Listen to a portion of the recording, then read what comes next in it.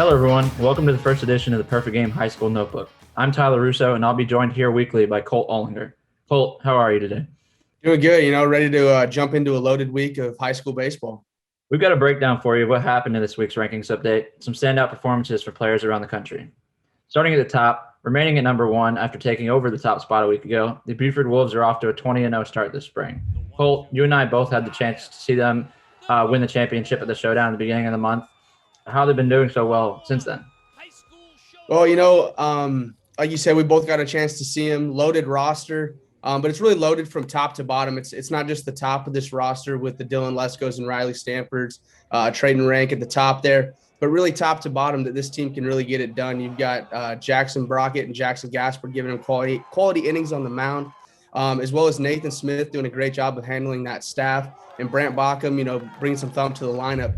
It's really top to bottom, the staff, the lineup.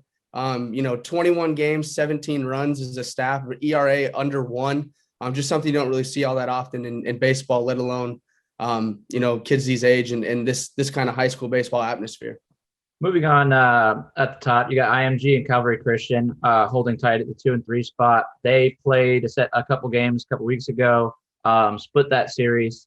Tampa Jesuit moves up to the number 4. While Thousand Oaks moves up a couple spots and sits there at 5. Jesuits just been getting great production up and down their lineup. They're led by a handful of seniors, both on the offensive side and on the mound. Jake Kulikowski, sophomore, has been hitting at a high clip so far this season. Thousand Oaks, they've just been hot as well. Rock Riggio, his home run streak finally came to an end. He had home runs in 5 straight games to open the season. Moving on with the rest of the top 10, Hamilton stays at 6, while Barbe, Lake Travis, and Orchard Lakes kind of move up a spot to that 7 through 9 range. Team we really wanted to touch on, Stoneman Douglas. They debut their first time in the top 10 this spring. It's kind of been a trend we've been talking about where a whole lineup, a whole roster is really clicking for a team, and it's no different with Stoneman Douglas. Up and down the roster getting contributions, starting with senior Gavin Conticello, OPS of 963 for the senior, as well as juniors Roman Anthony and Jake Clemente, combining for 6 bombs, really bringing some thump to that lineup. On the mound, junior Chris Arroyo, 27 innings so far, while sophomore Christian Rodriguez, holding opponents to a batting average of .058 with 52 Ks through his 25 innings. So, like we said, that trend of a whole roster, just really contributing and keeping teams on a roll. Outside the top 10, we got the Mississippi duo of Jackson Prep and Madison Central, 2 of the top teams in the state. They stay hot. They each bump up the spot to 14 and 15, respectively.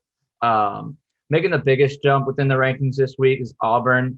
They move up 6 spots all the way to 23. They've been hot all spring. Colt, you're an Alabama guy. You want to kind of touch on kind of what they've been doing so well so far. Yeah, and this is kind of the first time we've got to talk about this Auburn club, but that trend continues. 8 guys in the lineup hitting 300 or better. 11 guys with 7 or more RBIs. So it's really an offense that can attack you in multiple ways, and they've definitely been all over the Alabama pitching that they've seen so far. Ryan Austin, Will Turner, kind of leading the way there offensively, and but they're going to run into a good club this week with 35th ranked Hewitt-Trussville. Should be definitely a game to keep an eye on Friday night down there in Auburn. New to this week's rankings, we have Combine Academy out of North Carolina. They won the Academy's division of the high school showdown. They come in at 36.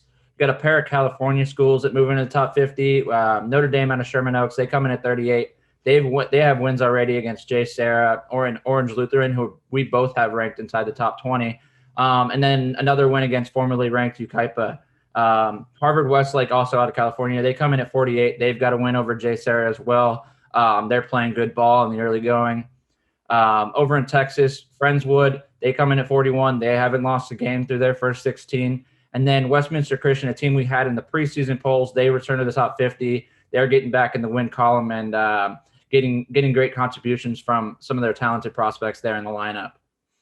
Now, while that rounds out the top 50, we do want to take a minute to touch every week on a few highlight performances we heard about from players, both on teams both within and outside the top 50. Yeah, and we'll get it started right off the bat with PG All-American Camden Hayslip. Through the first 2 weeks of the season, 5 home runs, 9 extra base hits, really kind of going off of Friendship Academy there in Tennessee. Jackson Walker of Barbe, who we mentioned there in the top 10. Last week they had a big showdown with Sam Houston. He gave him 7 innings, 14 Ks, only 2 hits, 1 walk. Was really working it with the fastball there in the upper 80s into the low 90s, as well as a wipeout slider. Kind of going to the slider late there for a bunch of those Ks. Jordan McCants of Pensacola Catholic kind of really went off. I guess it would have been last night. Going 4 for 4. He had 9 RBIs, 2 grand slams. Bringing his season batting average to a cool 527 there for Pensacola Catholic.